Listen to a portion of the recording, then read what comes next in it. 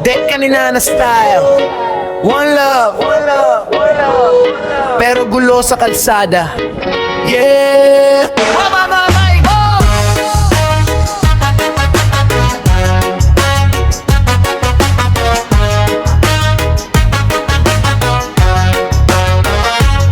May mga siga-siga sa gitna ng daan. Kung umasta, kala mo sa kanya ang tanan. Barumbado kung humataw ng manibela.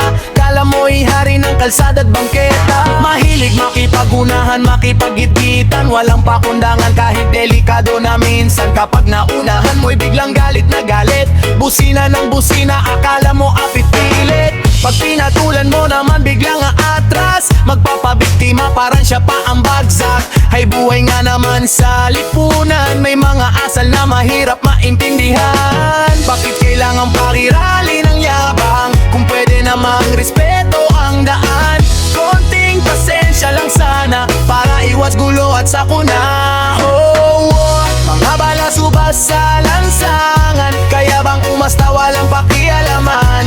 Init ng ulo'y dalang kapahamakan, nagiging salot nitong lipunan. Dahan-dahan lang sa biyahe ng buhay, walang panalo sa away at sigaw. Masastig pa rin ang taong mahinahon na may respeto sa bawat panahon.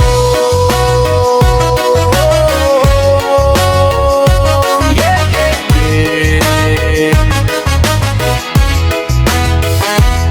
Traffic na nga lalo pang gugulo, konting singit lang parang sasabog na ulo. Kala mo kung sino kung makatingin, pero mali naman ang sariling gawain. May pamilya rin naghihintay sa bahay, kaya't wag parihalin ang yabang at ingay. Hindi sukatan ng tapang ang init ng ulo, mas malakas ang taong marunong yumuko.